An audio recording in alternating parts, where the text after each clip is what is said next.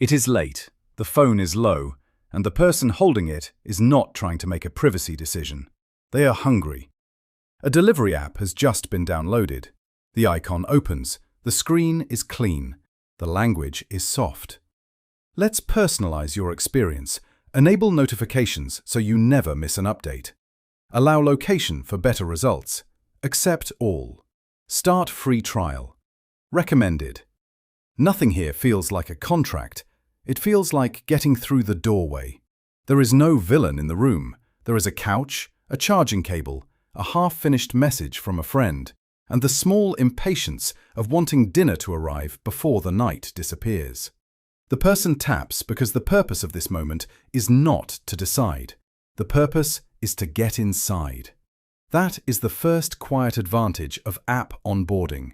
It does not meet you when you are reflective. It meets you when you are trying to begin.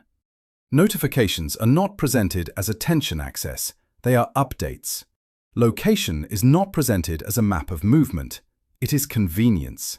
Tracking is not presented as cross-app profiling. It is personalization. A subscription is not presented as future billing. It is access now. Apps do not need users to make fully considered decisions during setup. They need users to keep moving. And that raises the question at the center of this story. Why does an app ask for future access before it has earned present trust?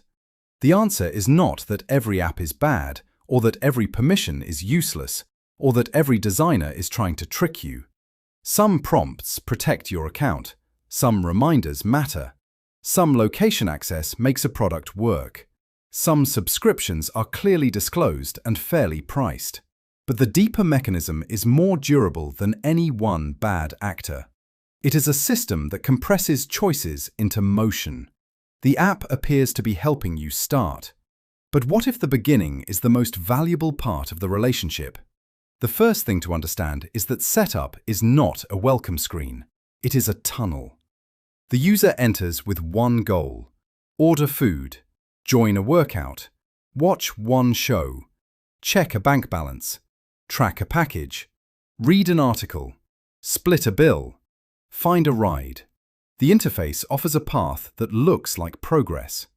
Create account, continue, allow, next, recommended, done.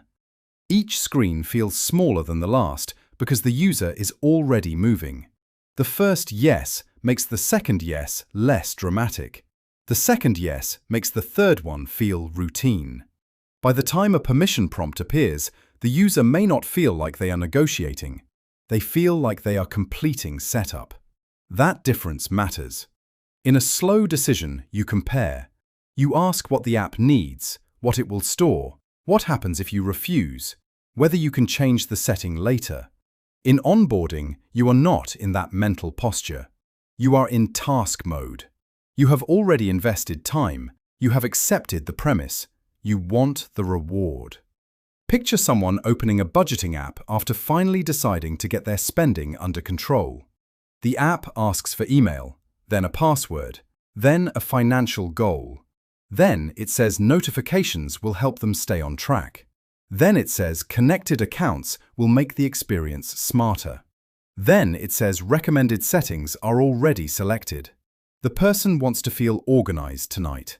They are not thinking about what the app will be allowed to assume in 3 months. A parent setting up a school communication app feels the same pressure in a different key. They are not trying to study data flows at 7:42 in the morning while a child looks for shoes. They are trying to make sure they do not miss a message from a teacher.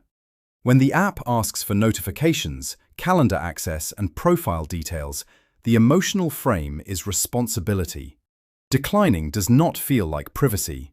It feels like the possibility of missing something important. This is setup momentum.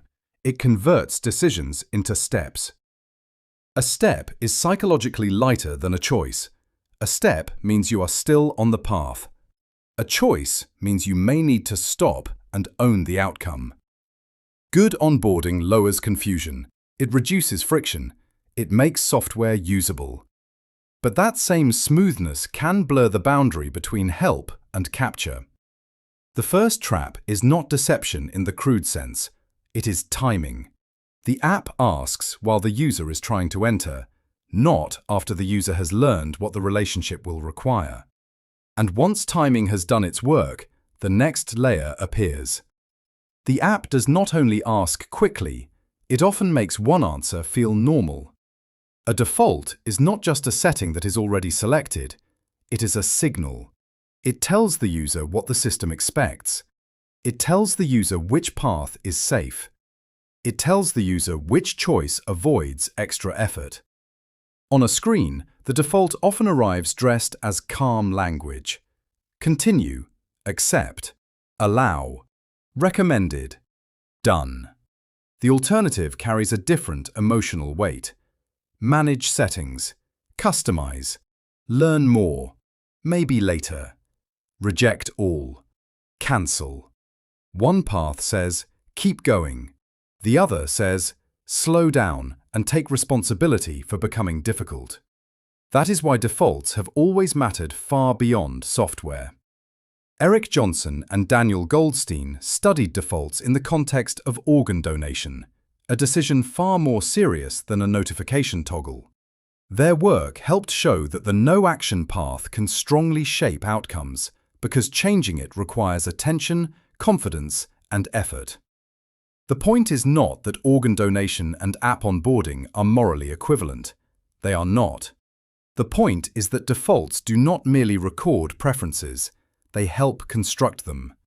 When a government form, a website, or an app defines the path of least resistance, it also defines what many people will experience as the reasonable path.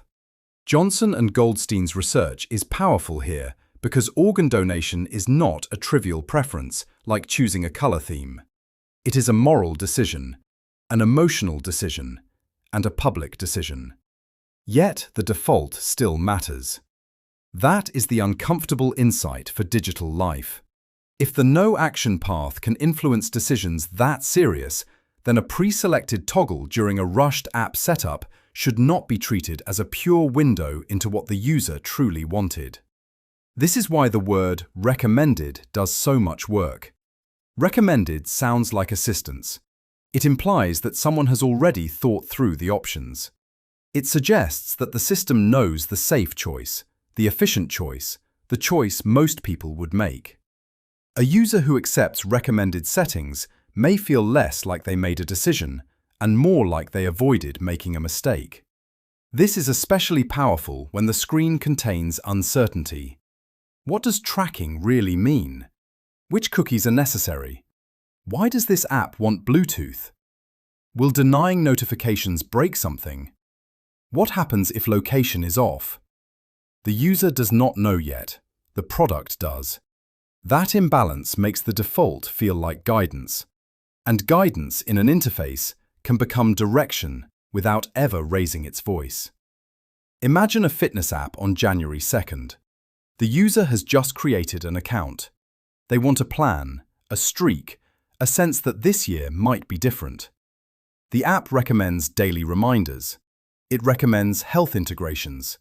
It recommends personalized offers. It recommends a trial. In that emotional moment, refusal can feel like refusing the better version of yourself.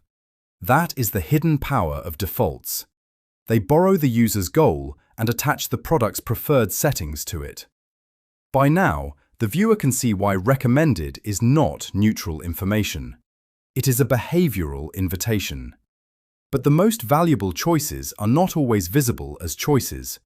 Some appear behind banners, toggles, panels, and privacy language that looks like control. The web became the laboratory for this. A person opens a page for a simple reason: a recipe for dinner, a local news article, a flight comparison, a review of a hotel they may never book. Before they see the thing they came for, the page is blocked by a cookie banner. The user came to read. The banner asks for a data decision, and the timing is perfect, because the user does not want to study advertising technology. They want the page underneath it. Accept all is often immediate. Rejecting may require another screen, a settings panel, a list of partners, a save button, or a sequence of terms that feel designed for someone with more patience than the average person has at the end of a long day.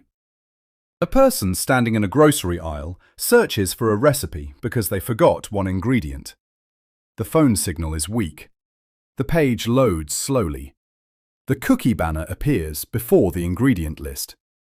At that moment, privacy is not competing with advertising. It is competing with the need to get out of the aisle. This is not just an annoyance, it is a lesson in unequal friction. The French regulator CNIL made that lesson visible in its enforcement against Google and Facebook over cookie consent. The issue was not simply that users saw banners, it was that accepting cookies could be easier than refusing them. A single click could return the user to the page. Refusal required more work. That difference changes the emotional meaning of the choice. The accept button feels like permission to continue living. The refusal path feels like homework.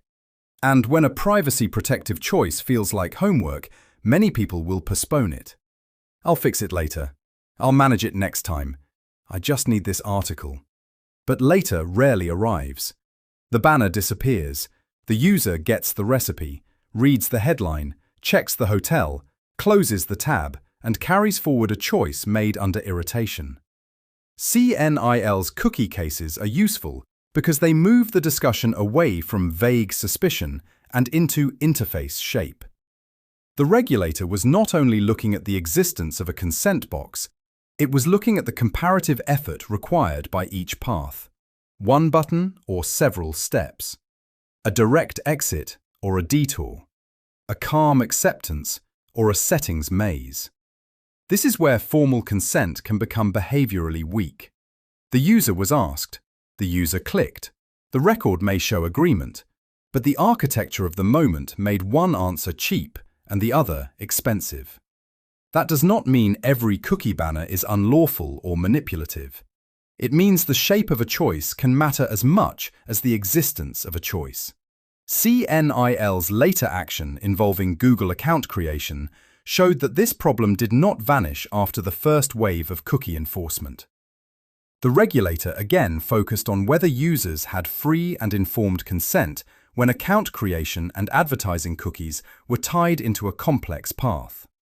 That second moment matters because it shows how the pattern evolves. Once a simple banner becomes harder to defend, the friction can move deeper into the journey. From the home page to account creation. From the first screen to the fifth. From the button to the structure around the button. The cookie banner teaches the central lesson before the phone does. Consent can exist on the surface while the cost of refusal does the real work underneath.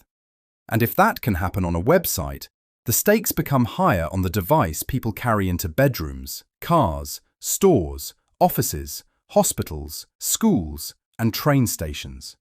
The phone is not just a screen, it is intimate infrastructure. It knows where you go. It can interrupt the lock screen. It can mediate your photos, contacts, camera, microphone, health data, motion sensors, and payment relationships, depending on what apps ask for and what the operating system allows. No single app usually receives everything at once. That is part of why the process feels manageable. A prompt for location, a prompt for notifications, a prompt for photos, a prompt for tracking, a prompt for contacts. Each request is a fragment, but together, those fragments define the app's place in your life. A navigation app requesting location while giving directions makes intuitive sense. A photo editor requesting access to selected photos makes intuitive sense. A delivery app asking for an address makes intuitive sense. The complexity begins when the request reaches beyond the immediate task, or when the user is too early in the relationship to know whether the access is proportionate. Apple's app tracking transparency turned one of those fragments into a public moment. With ATT, apps that track users across other companies' apps and websites must request authorization through Apple's framework. The prompt made a previously abstract advertising practice visible enough for ordinary users to refuse. That is the important part. Not that Apple solved tracking, not that every data practice became clear, but that a hidden background relationship had to surface as a question.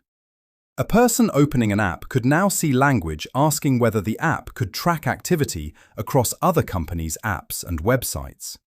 That prompt was a small rectangle on a phone, but economically, it represented a shift in leverage. Tracking had to pass through the user's attention, and attention is an unstable place to put a business model when users are given a clear way to say no. For the ordinary user, the prompt compressed a huge invisible system into one small refusal. The phone did not explain every auction, every broker, every identifier, or every advertising chain. It simply forced a question into the open. Should this app be allowed to follow activity beyond its own walls? That moment is why permissions matter. They do not make the user an expert, but they can interrupt the assumption that access is already settled. The ATT prompt also revealed something about timing. Many apps did not want the system box to be the first explanation. They wanted to prepare the user, to frame the benefit, to make the ask feel less like surveillance and more like relevance.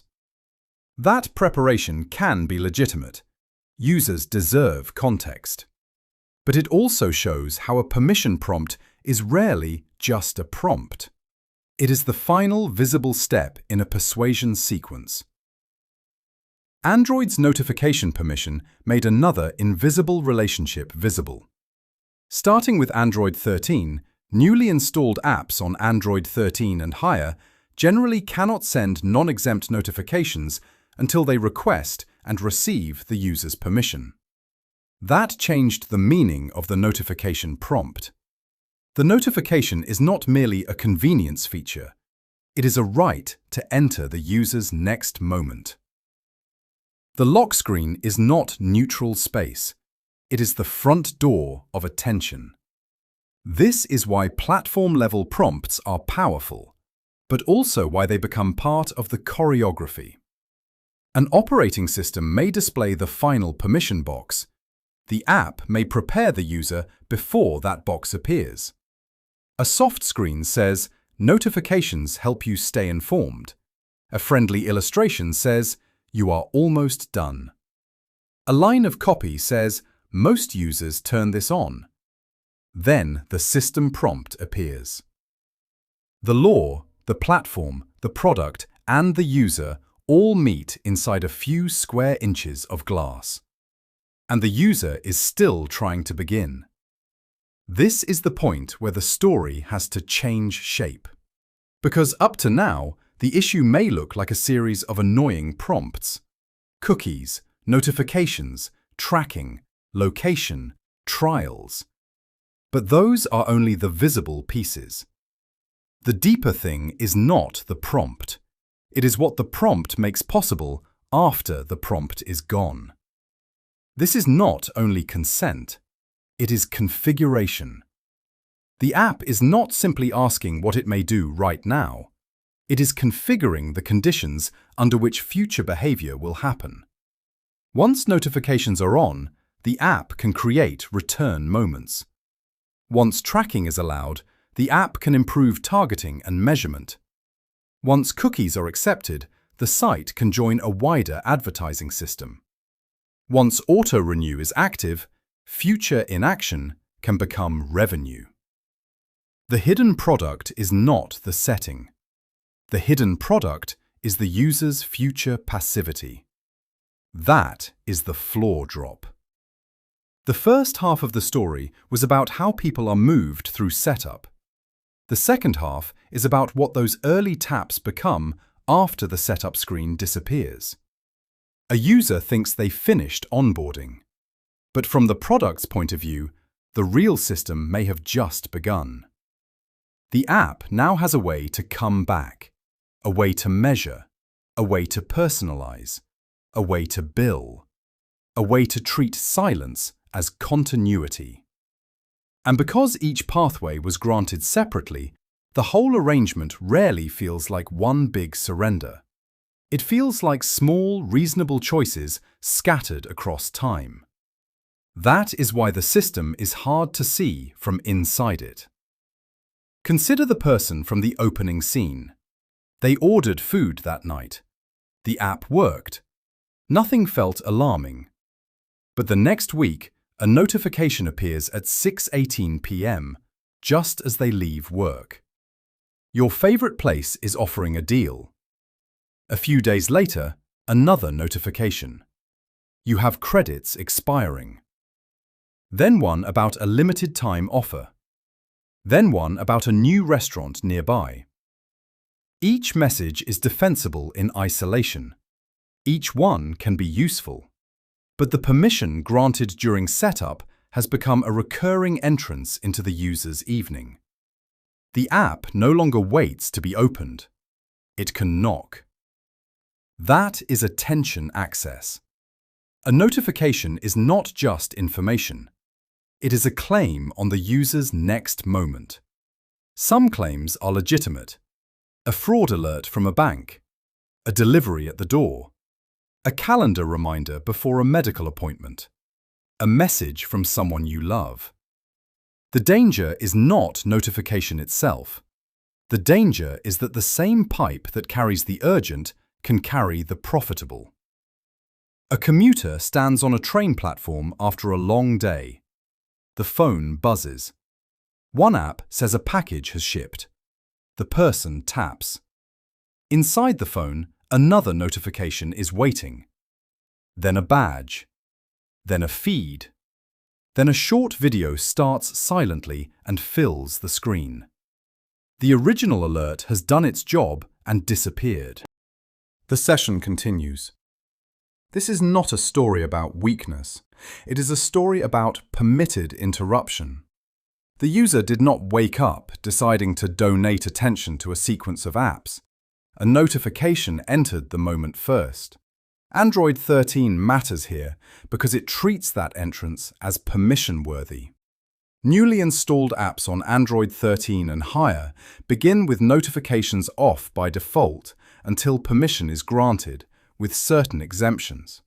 In plain language, the operating system recognizes that sending notifications is not a trivial act. It changes the relationship. But the existence of a permission prompt does not end the struggle over attention. It moves the struggle earlier. The app can choose when to ask. It can wait until after the user completes a satisfying action. It can ask after a purchase, after a saved item, after a completed workout, after a message sent, after the user has felt the product's value. That timing can be respectful. It can also be persuasive. The question is not simply whether the prompt exists. The question is whether the user is being asked at a moment of real understanding or a moment of momentum. Because once attention access is granted, restraint becomes the product's decision. The user may later dig into settings. They may mute. They may disable. They may clean up the lock screen one Sunday afternoon after feeling overwhelmed. But the design advantage belongs to the first yes. Attention is only one version of passive consent. The quieter version does not buzz. It bills. The free trial is one of the cleanest examples of setup momentum because it splits the decision across time. The benefit is now. The cost is later. The cancellation is somewhere else. The user experiences the sign-up as temporary. The system records it as recurring. This is why Start Free Trial can feel almost weightless. At the moment of sign-up, the user is imagining the product. A streaming show, a meditation streak, a document export, a premium filter, a fast delivery promise, a tax tool that might solve a problem tonight. The future payment is technically present, but emotionally distant. 1 month from now is not a charge. It is a fog. Then the month arrives. A person looks at their bank statement in the kitchen before work. There is a renewal charge they almost recognize. They remember the app vaguely. They remember wanting access. They do not remember the exact screen, the language, the default, the button, the cancellation route, or whether the trial reminder ever came. That gap is the point. The interface made the commitment feel smaller at the moment it mattered most. FTC versus Amazon Prime became a major public example of how subscription flows can be contested at that exact boundary between enrollment and continuation. The Federal Trade Commission alleged that Amazon used deceptive interface designs to enroll consumers in Prime and made cancellation difficult. The agency described a cancellation flow that consumers had to locate, then move through while facing repeated offers and alternatives to cancellation. In 2025, the FTC announced a $2.5 billion settlement. It included a $1 billion civil penalty and $1.5 billion in consumer refunds. Amazon defended the case and did not admit liability. The legal details matter. The documentary moment inside the Prime case is not only the size of the settlement, it is the name of the battlefield. Enrollment and cancellation are usually treated as dull housekeeping screens, the boring plumbing behind a service. But in recurring revenue, those screens are where the economic relationship is born and where it can be escaped. That makes them some of the most important screens in the product. This is not a documentary claiming that every subscription resembles Prime or that every renewal is unfair.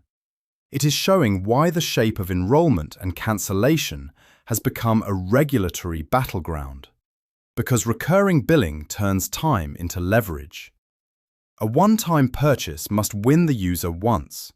A subscription can benefit from the user not returning to the decision.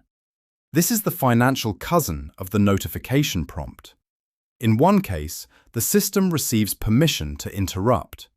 In the other, it receives permission to continue charging unless the user interrupts the system. And interruption is work. Find the account page, find membership, find manage subscription, find cancel, decline the offer, confirm, maybe confirm again. Maybe answer why. Maybe notice that the button language has changed from cancel to continue cancellation. None of those steps alone has to be dramatic. Together, they change the emotional cost of leaving. A user may still cancel, many do, but the system does not need every person to fail. It only needs enough people to postpone, enough people to forget, enough people to accept one more month because ending the relationship takes more attention than maintaining it. This is why Turn Everything On can include payment mechanics. It is not only data and notifications, it is the conversion of a temporary decision into an ongoing arrangement. And if regulators, platform makers, researchers and users can see these patterns, why do they keep returning? Because the system learns the rules. When one type of prompt becomes regulated, persuasion can move earlier. When a banner is required to offer a clearer refusal, the complexity can move into the account journey. When tracking needs permission, apps can prepare the user with benefit framing before the platform prompt. When notification access becomes opt-in, apps can ask after the user has experienced a small win. This is not always malicious. Sometimes a product team truly believes the permission improves the experience. A weather app without location may be clumsy. A messaging app without notifications may feel broken. A ride-hailing app without location may frustrate the user more than protect them. A banking app may need alerts because some interruptions are security, not marketing. The nuance matters because the real mechanism hides inside legitimate usefulness. If permissions were always useless, users would refuse them. If subscriptions never delivered value, people would not keep them.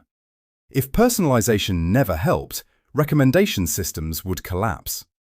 The difficult part is that the same access can serve the user and the product at once.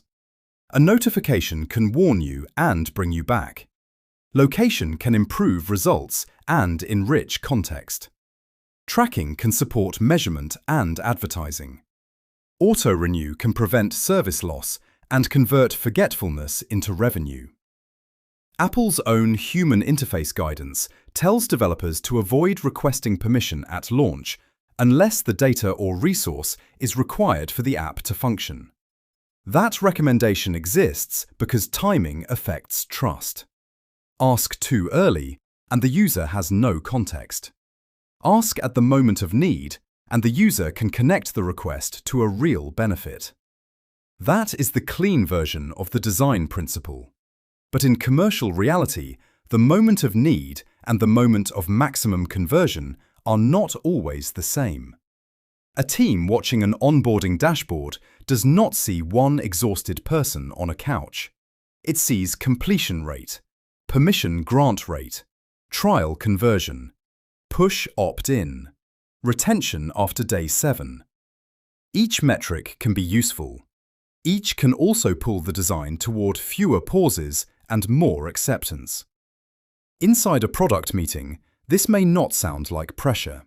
It may sound like improvement. The team sees that people who allow reminders come back more often. People who accept personalization buy more often. People who start a trial convert more often. People who use the recommended setup finish onboarding faster. None of those observations has to be false. The danger begins when the metric becomes the moral center of the screen. Once success is measured by how many users move forward, the pause becomes a problem to be solved. The uncertain user becomes a leak in the funnel. The skeptical user becomes a drop-off. That is how a helpful flow can become a capture flow without anyone in the room needing to describe it that way. The law wants meaningful consent. The platform wants consistent rules. The product wants low-friction growth. The user wants to get on with life. All of those forces meet in the interface. This is why cookie enforcement, tracking prompts, notification permissions, and subscription lawsuits are not separate stories. They are pressure points in the same negotiation. Who gets to define the easy path? Who pays the cost of refusal? Who benefits when the user does nothing later? Open a phone settings page after years of installing apps, and the past becomes visible. Notifications allowed for apps barely used. Location set to always for something opened once on holiday. Subscriptions still active. Privacy toggles chosen months or years earlier. Cookies accepted on sites whose names are already forgotten. It feels like archaeology. Not of the phone, of the person's lower attention moments. A woman in a waiting room opens settings while her child is asleep beside her. She is not angry at any single app. She is surprised by the number of tiny doors left open. Some make sense, some do not. Some she cannot remember agreeing to at all. Each setting has a story. A rushed sign-up, a tired click, a promising trial, a soft recommendation, a moment when the user said yes because no required a little more energy. This is the human cost. Not catastrophe, accumulation.